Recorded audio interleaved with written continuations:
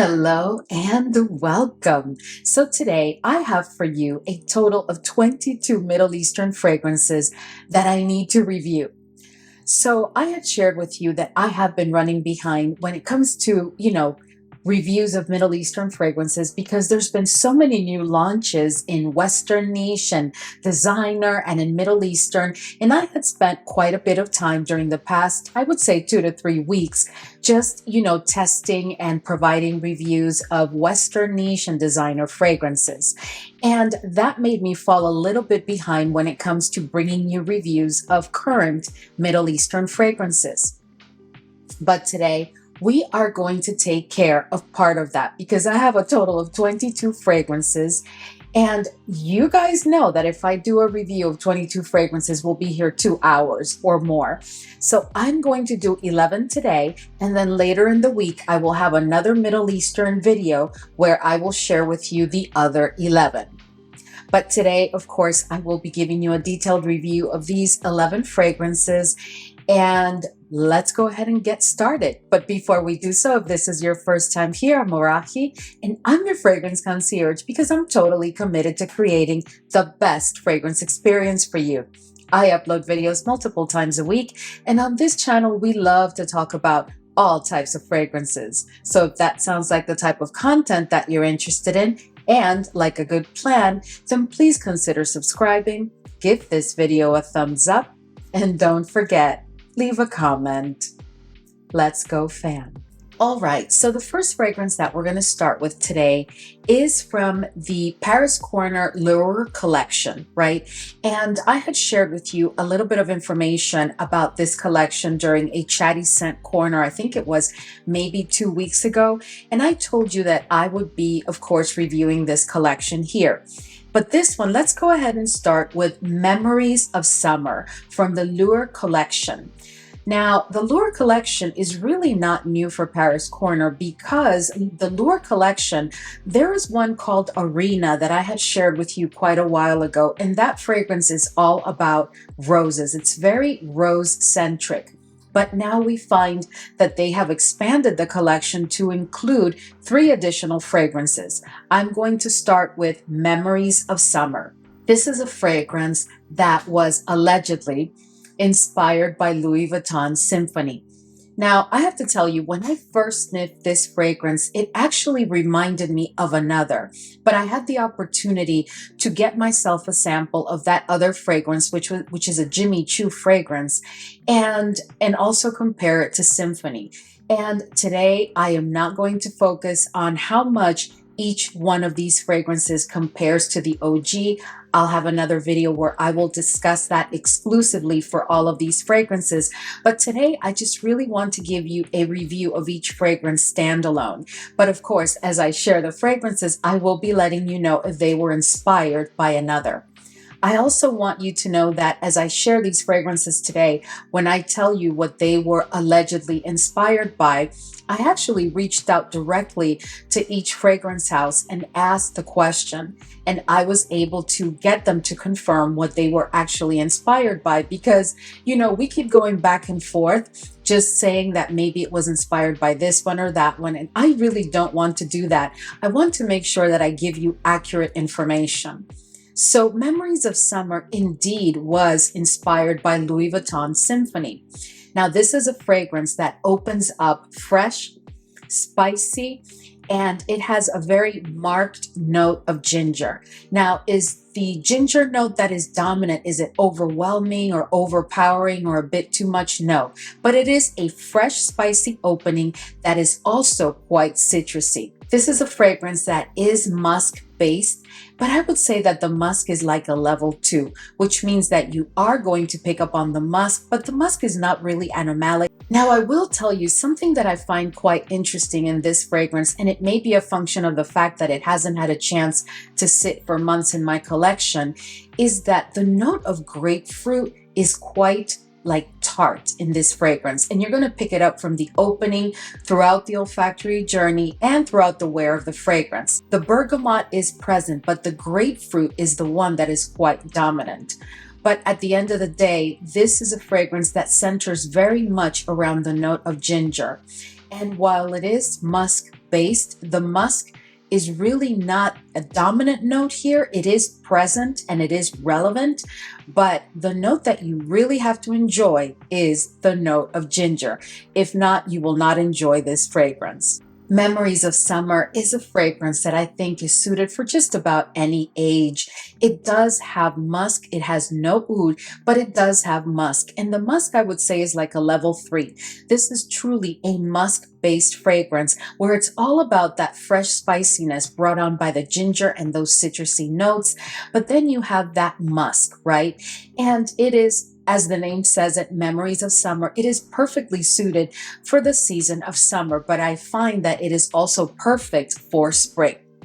This is a fragrance that performs very well on my skin, but it's in no way a beast mode fragrance. This is more of like a level 2 performance, which means that it may get you a full day wear, but towards the end of the day, it is going to become a very intimate skin scent. For me, this fragrance is unisex, but really leaning, I would say, I don't want to say heavy to the feminine side because I don't want the gents to think that they really can't pull off this fragrance. I think that a gentleman can pull off this fragrance, but it does lean to the feminine side. Not heavy, not a tad, but it does lean to the feminine side, in my opinion. The next fragrance that I have for you is also from the Lueur collection, and this one is Arena Intense. Now, this one is a little bit different because, as I shared with you at the beginning, this is not a new collection for Paris Corner. There's actually one called Arena, which I told you is very rose-centric. Well, I find this one to be rose-centric, but not, curiously enough, not as intense as I found the original. When you sniff this fragrance, you are going to know for sure that this is a rose dominant, right? A rose centric fragrance. But at least to my nose, the rose here, maybe it's that the rose here is not as dated or jammy as I found the rose in the original Arena fragrance to be, which is actually a very nice welcome addition. This rose is in no way a fresh bloom or crisp. This is truly a rose that has bloomed, but at that it is not dated and it is not necessarily jammy. Now, as you can see, this fragrance was inspired by Louis Vuitton Les Sables Roses. I hope I'm pronouncing it correctly, but you can see the name there. So that is a fragrance that differs a bit from this one, and I'm not going to get into the detail, as I said before, as to how this one compares to the OG, but there's a couple of things you need to know if you were looking for a more affordable alternative to Les Sables Roses. So I find that this one is different from the OG because the OG has the note of oud, and I am not picking up on any oud in this fragrance. But in addition to that, the OG to my nose has a tad of an animalic quality that I do not find in this one whatsoever. And in the end, the fragrances will give you the same vibe. They do have a very similar scent, but there are definitely differences between the OG and this one. Now, something that I also find very interesting is I believe, like, if you were to pull up and compare the notes of this fragrance to those of the OG, you may say, well, Arahi, there's quite a number of notes that are not present. Well, it's been my experience with Louis Vuitton fragrances that, they don't necessarily always disclose all of the notes that are part of a fragrance. And this is definitely the case in this one, because I can clearly tell you that the notes that I'm sharing here for this fragrance are also the notes that you are going to find in the Louis Vuitton fragrance, even though it has not been disclosed. Arena Intense for me is a fragrance that is suited for just about any occasion. If you are really into roses, you could make it your signature scent. To me, it is a very non-offensive, very beautiful floral, rose-centric kind of fragrance that has a tad of spiciness, has some citrusy notes. It's not fresh. I don't find it fresh, but I also don't find it too dense and cloying. I think it is perfect if you are into roses and you really are looking for a signature scent that you can dress up and dress down for just about any occasion. Now, the limitation with this fragrance is that this is not one that I would pull during the fall or the winter seasons. To me, this is very specific to the spring and summer. I also think that it is best suited for the ages of 25 plus. Not for any particular reason, but it's just that when it comes to this type of rose, I think there's a little bit of maturity required to pull it off. At that, this fragrance does perform very, very nicely. And remember that it hasn't had a chance to sit for quite a while in my collection. Right now, it is giving me a full day wear with a very strong projection during the first, I would say, 90 minutes. And after that, it does become a skin scent, but it is a very strong skin scent that will allow you to sniff the fragrance throughout the day. The next fragrance that I have for you, of course, is the last from the Lueur collection that I'm going to share with you today. And this one is Serene Grove. Now, Serene Grove is supposed to be inspired by Louis Vuitton's Pacific Chill. And this is a fragrance that truly does definitely remind me immediately upon first sniff of Louis Vuitton's Pacific Chill. This is a fragrance that is very citrusy, and it's also fruity, but the fruitiness is not as present or as dominant as that citrusy quality of the fragrance. The citrusy notes are so present that they give the fragrance an inherent freshness. The fragrance is also like a tad green and very, very aromatic. It is a musk-based fragrance, but the musk here is very, very light. It's like a level 2, so you're barely going to pick up on it. I am loving that this fragrance, even though that, it hasn't had a chance to sit and it's a very fresh and citrusy aromatic kind of fragrance, it is giving me a full day wear because it does make it all the way up to the 8-hour mark. But at that point, of course, it is a very intimate skin scent, but it does make it to a full day wear. I think that this fragrance is perfect for just about any age. It's non-offensive. You could wear it for any occasion, day or night. But I also think that it is exclusively for the seasons of spring and summer. I can't imagine someone using this fragrance during the winter on a very cold day regardless. This is a fragrance that to me is really designed to be perfection for the seasons of spring and summer. I also think that this is truly a unisex fragrance. If I had to pick a side, I would say that maybe this one leans a tad to the feminine side, but this is truly a unisex fragrance. A couple of notes that I do want to bring to your attention that will come across, and I just want to make sure that you know that that aromatic quality that I spoke of to my nose is coming from the note of basil. And in parts of the olfactory journey, the basil is very present. So if you're not into aromatic fragrances, then this one definitely is not for you, because the basil and I think it's the note of carrot do come across clearly, giving it like that aromatic / herbal kind of quality. Other than that, this is an exquisitely blended fragrance that again, I think will be perfection for the spring and summer seasons for you. It's a very beautiful balance of those citrusy, fruity notes with the florals and a tad of like that herbal aromatic quality. A very, very nicely blended fragrance. The next fragrance that I have for you is from Maison Asrar, and you guys know how much I love Maison Asrar fragrances, and I do have I think I'm going to be covering a couple of them today. If not, I have like this one in this group and then another one in the group that's coming up later this week. But this one is Nada. Now, this is a fragrance that opens up very, very citrusy. But I have to tell you, when I first sniffed this fragrance and when I first started testing it, there was something that didn't sit very well with me with this fragrance, because in that opening, right, you are going to get the mango.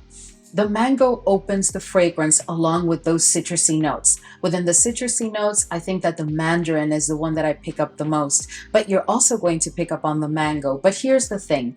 This mango is not a fully ripe, juicy, sweet, very fruity kind of mango. No, this is a mango that is not green, but it's also not fully ripe yet. That is the scent that you're going to get, and it opens the fragrance, will carry you through the olfactory journey, and at dry down, while it does smooth out a bit, you're still going to pick up on quite a bit of that mango. This fragrance is also very ambery, which I find that does lend for a bit of balance between that mango note that could be a bit much because it is kind of like a green mango note, but it does give that balance. So the fragrance is ambery. It is musk based, but the musk is like a level 3, which means that you are really going to pick up on the musk, but the musk is not animalic, so you're good. Now, this fragrance also has a tad of, like, I would say, an earthiness to it. And I think that it's also coming, I'm telling you, from that mango note. The mango note, while not being exclusively dominant, because it is not a juicy, ripe, sweet kind of mango, and because it is present throughout the olfactory journey and at dry down, it does define quite a bit of the fragrance. If I had to be a guessing girl, I haven't had a chance to watch any reviews, but I would say that Nada is one of those fragrances that is not going to appeal to everybody, because you really have to be okay with that mango note that is not a sweet and juicy mango. Now, the good thing about Nada is that because the mango is not that ripe, juicy, sweet, luscious, bordering on giving you tropical vibe or full-on tropical vibe kind of mango, that allows the fragrance to be versatile as far as what seasons you can wear it, right? Because this is a fragrance that I think you could pull off any season of the year and pretty much for any occasion, day or night. And I think that it is best suited for the ages of 25 plus. In addition to that musk and that mango note, I think another note that plays a key role, even though it is not dominant in any way, is the patchouli. The patchouli adds like a creaminess and that earthiness that I spoke about earlier. I debated quite a bit while testing this fragrance on if that earthiness that I was picking up was coming from the patchouli or from that green mango. And I think it's a combination of both. Now, if you are one of those fam members that does not enjoy patchouli, that does not mean that you're not going to enjoy this fragrance. I'm just letting you know that these are notes that are present and they are relevant. They're not weak or in the backdrop or in the background. No, they are present and they will be present throughout the entire wear of the fragrance. I would say that this is not a safe blind buy, but I think that this is a fragrance that will definitely appeal to some, but not most. The next fragrance that I'm going to share with you is one fragrance that I have to tell you, I have so much to say about this one. And it has one of the most beautiful bottles in my entire collection. From all of the fragrances that have been released during 2025, this has got to be one of the most beautiful bottles. It is very luxurious. It is very weighty. I'm sure you know that I'm talking about Maison Asrar Oh Honey. Now, you guys know how much I enjoy a Maison Asrar fragrance. And this fragrance is not an exception, but I do have to tell you quite a bit about it. But before anything, let's go ahead and take a moment to admire the beauty of this bottle, because it is just exquisite. I mean, look at the bee motif. It's just gorgeous, absolutely gorgeous. So, Oh Honey is a fragrance. Oh Honey is a fragrance that is not going to be for everybody. This is for sure not a safe blind buy. If you want to pick it up after I tell you everything and you decide that you still want to go for it, then you can. But please know that this is not a safe blind buy. This is a fragrance that is a private blend. It was not inspired by anything. It is a standalone for Maison Asrar. The fragrance does open a tad fruity. And I'm going to talk about why I say a tad fruity. It opens up sweet and it does open a tad fruity. But let me tell you, the first thing that you are going to pick up upon sniffing this fragrance is that there is what I would describe as a funky kind of scent. And I think that that scent is coming clearly from the mix of spices with some of the fruity notes, and to top it all off, the note of honey. Now, if you've been with me for a while, you know that I have time and time again, regardless of if it's a Middle Eastern fragrance or a designer or a Western niche fragrance, I told you that the note of honey seems to be one that is not easy to get right. There is something about the note of honey and the blend with whether it's fruity notes or citrusy notes or floral notes or woody notes. There is just something that requires a very specific balance. And through time, I have reviewed for you quite the number of fragrances that have the note of honey that I have not enjoyed very much and others that I absolutely love. But again, this is not a very safe note in my humble opinion.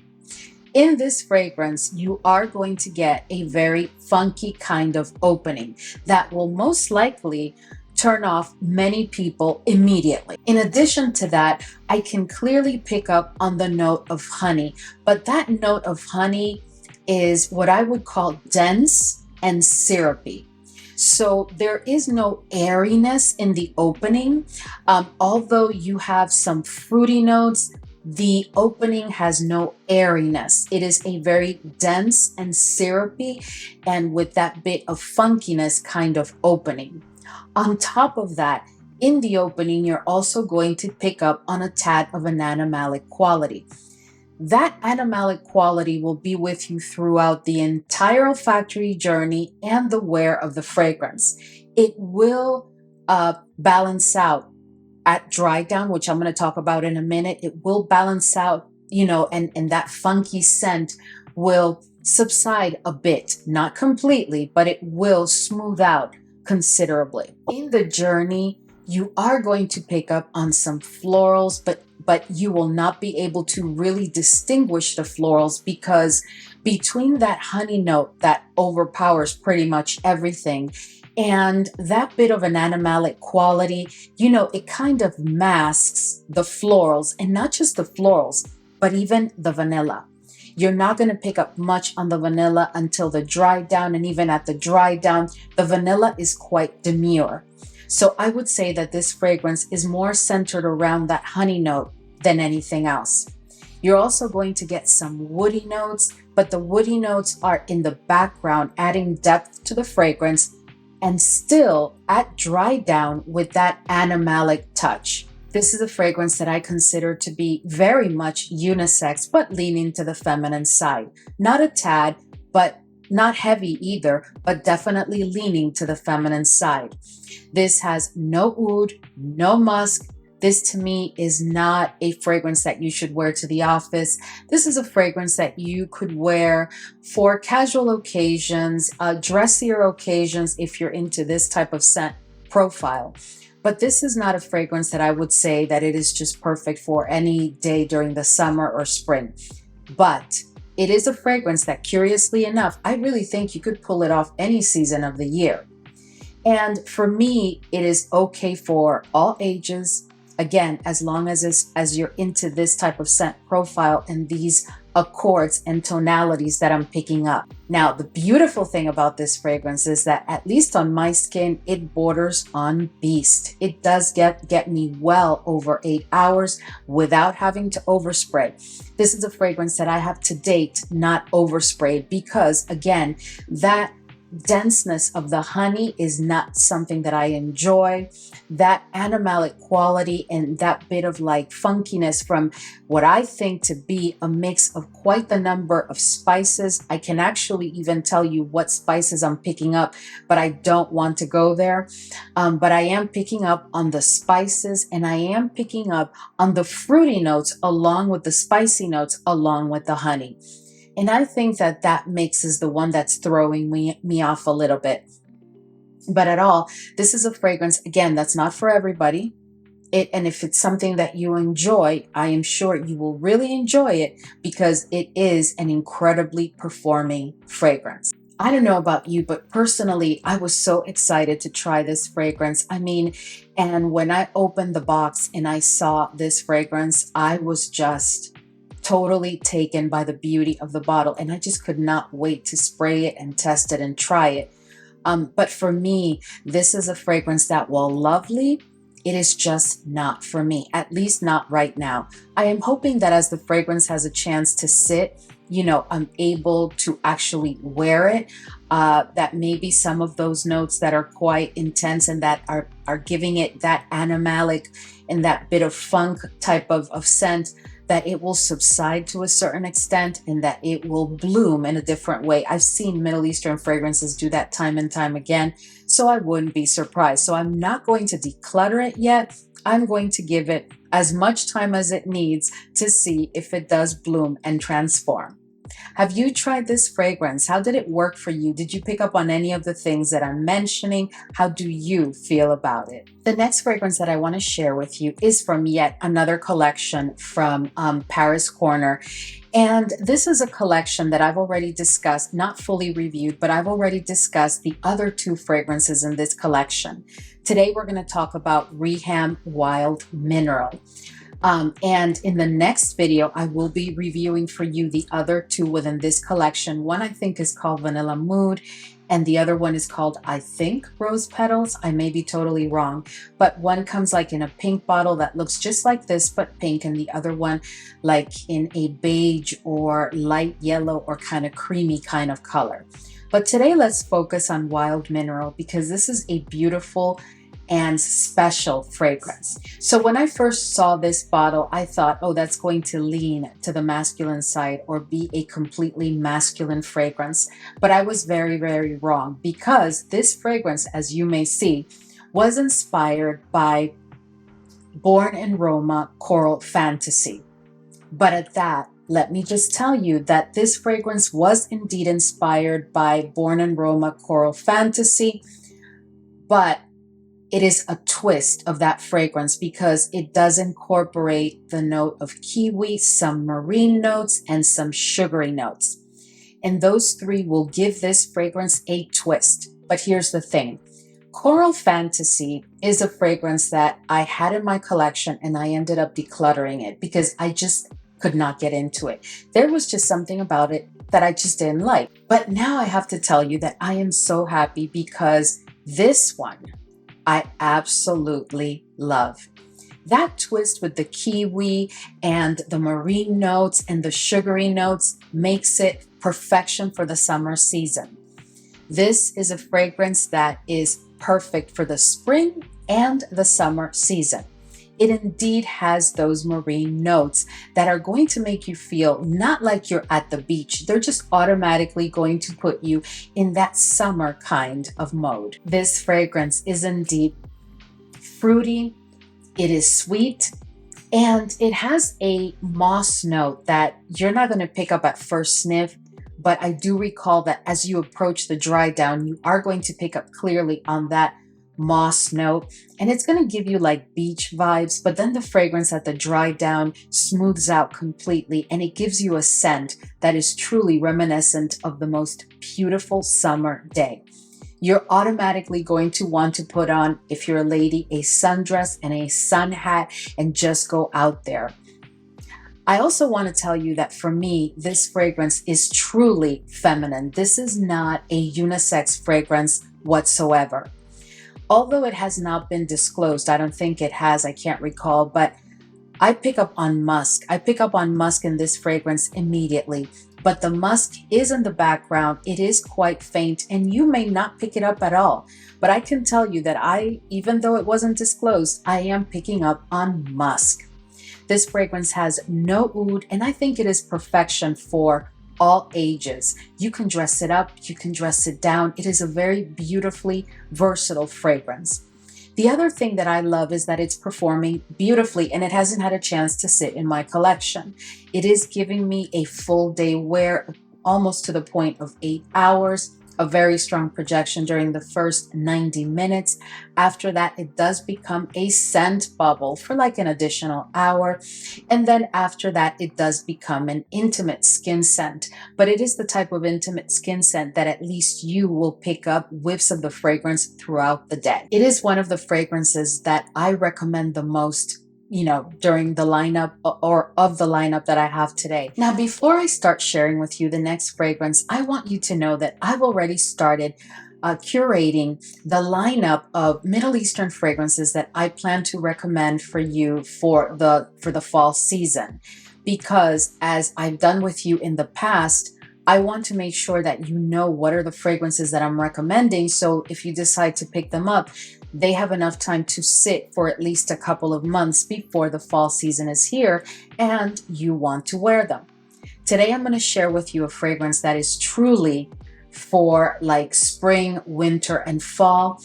And I am just so impressed with this fragrance that I just think that this is one that you just need to pick up and allow it to sit, because I have the feeling that by the time the fall comes around, this is going to be a beast mode fragrance.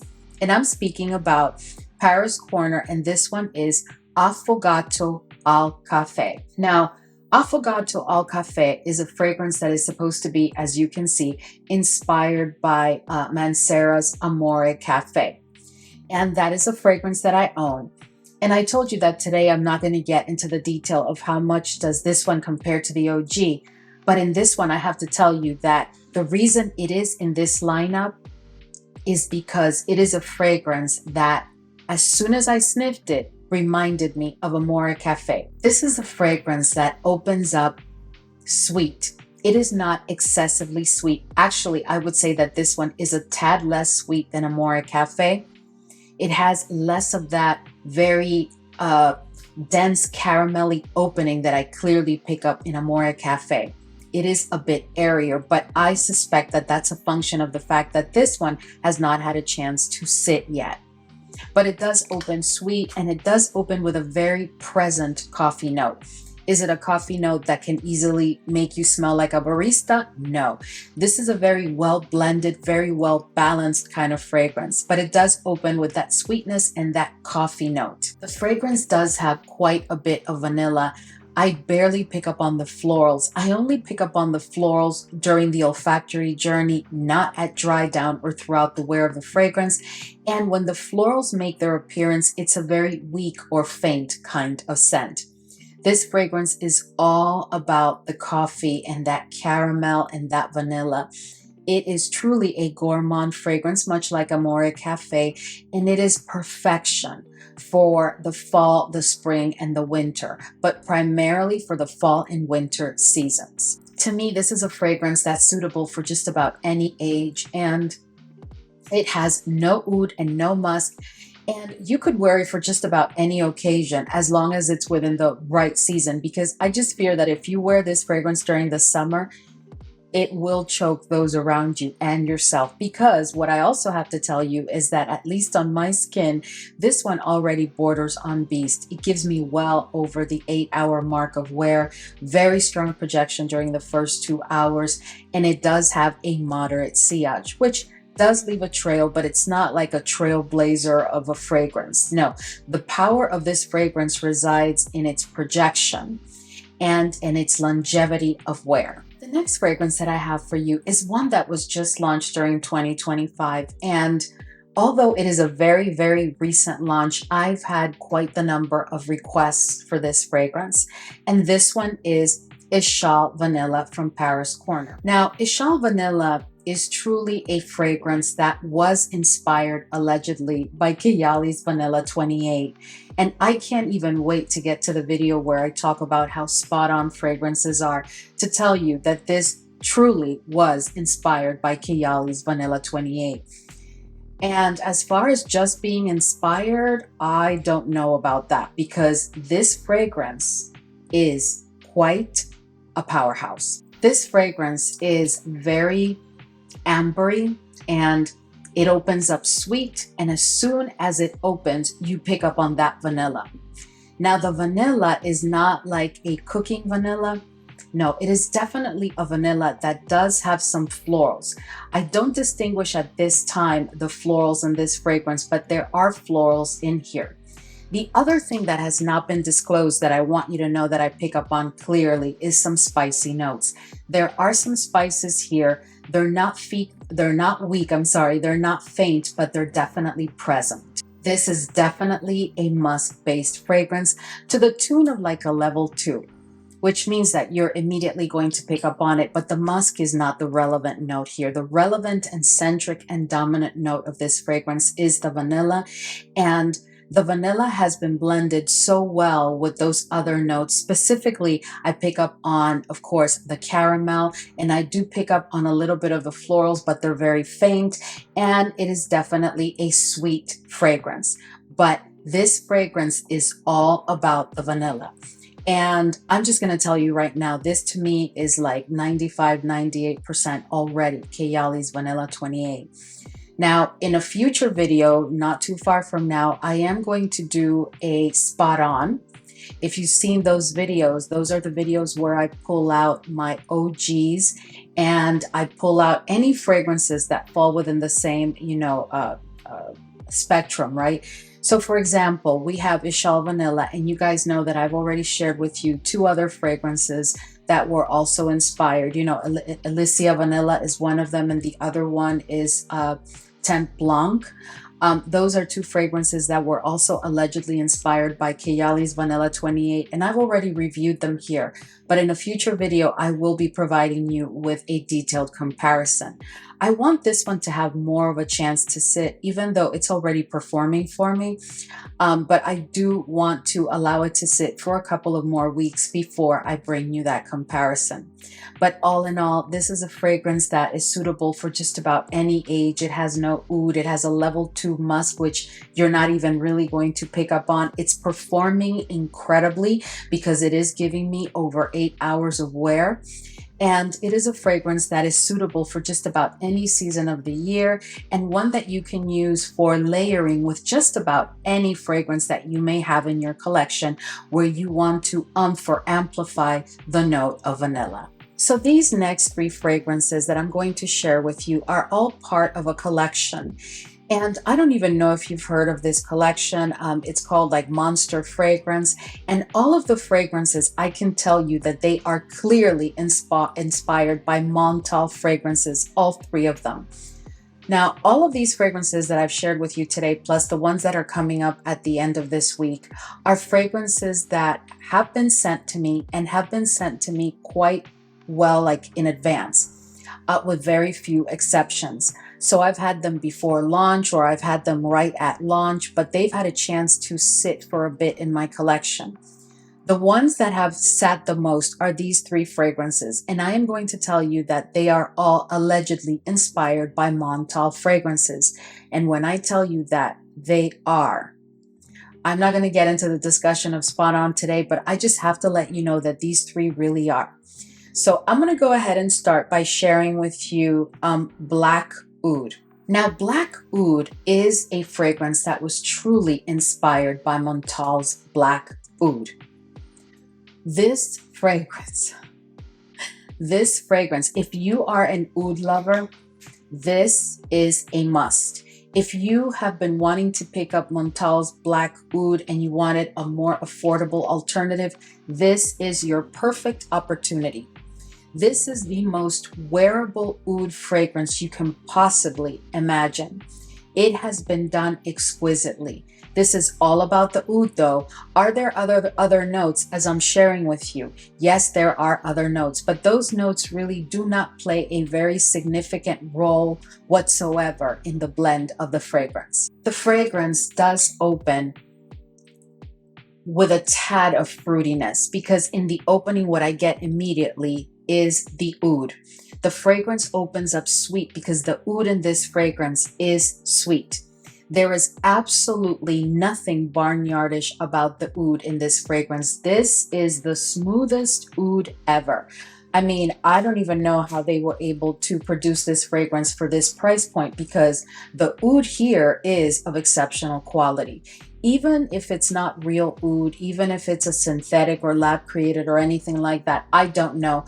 But I can tell you that the experience that it gives you is that of the OG, if not better. There is something very, very wearable about this fragrance. The oud is like a level 3, which means that you are going to pick up on it definitely. As I said, the oud is the star here.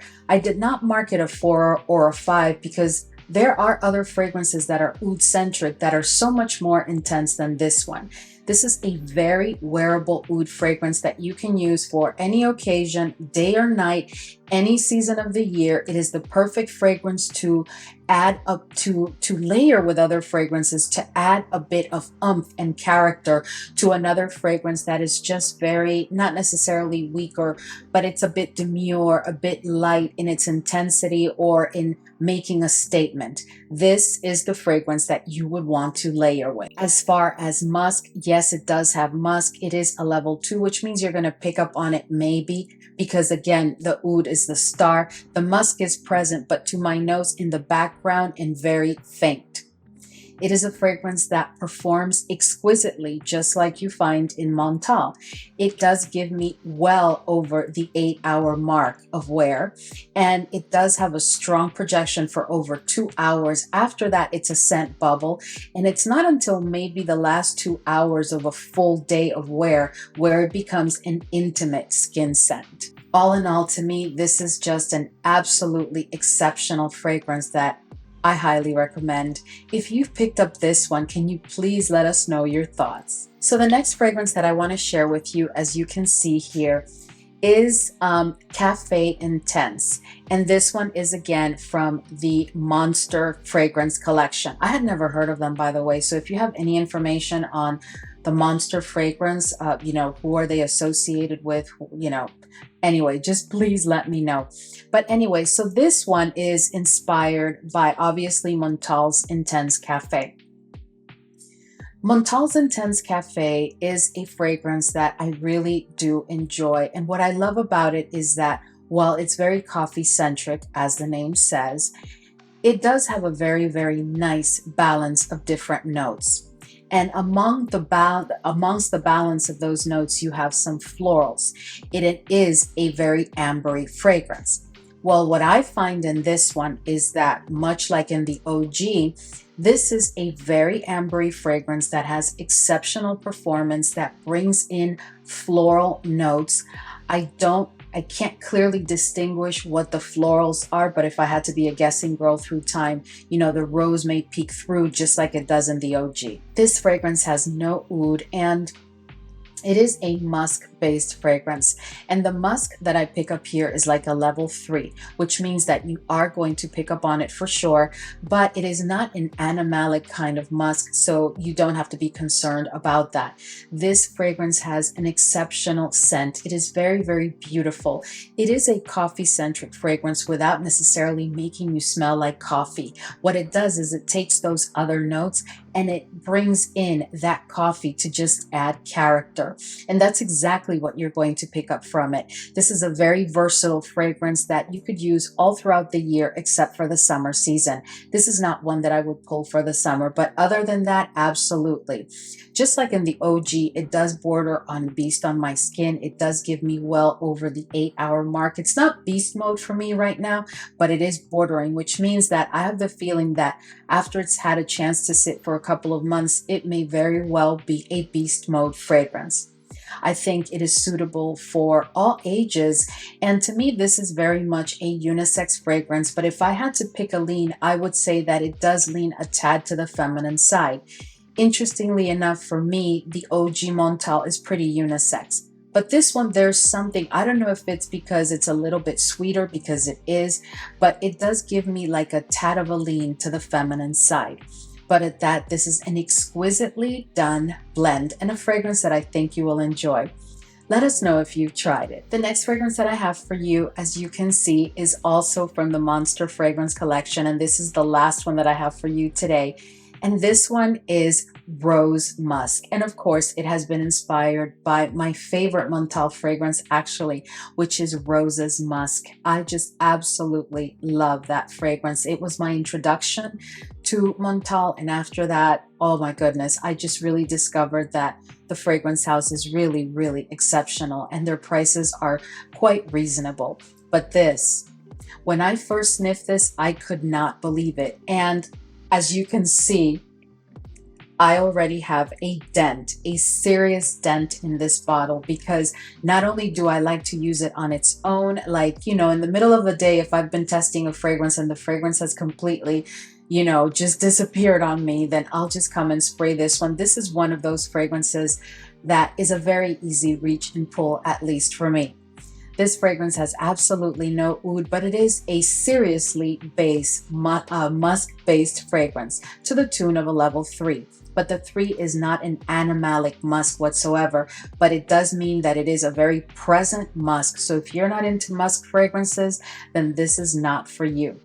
To me, this fragrance is all about the note of rose with that support from the musk. I don't pick up on anything else at this point except for the musk and the rose. To me, this is also a feminine fragrance and one that is suitable for just about any age, for any season of the year. You could make it your signature scent. You could bring it to the office. You could go work out in it. I'm telling you, it is a very, very versatile fragrance that also performs exceptionally just like the others, because it is on my skin right now. It's already beast mode because it gives me well over the 8-hour mark with a very strong projection of over 2 hours, pretty much like the first one that I shared with you, which was the Black Oud fragrance. But it is giving me a very strong projection. It is giving me a higher than moderate sillage. So much like when I shared with you Black Oud, this is not a fragrance that leaves a long trail behind you. So its strength does not reside in the sillage. Are you going to get compliments? Yes, you are, because the fragrance is all about the projection. So it's really, really strong on the projection and not so much in the sillage. But at all that, it is an exquisitely done fragrance that I highly, highly recommend. Please let us know if you've tried it. All right, so we've reached the end of today's video, and I hope that I was able to answer most, if not all, of your questions regarding the 11 fragrances that I reviewed for you today. Later in the week, probably Middle Eastern Thursday, I will be sharing with you the other 11 fragrances and giving you a detailed review of those.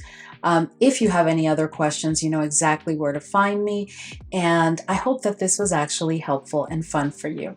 As always, thank you so much for hanging with me today, and I will see you all in the next video.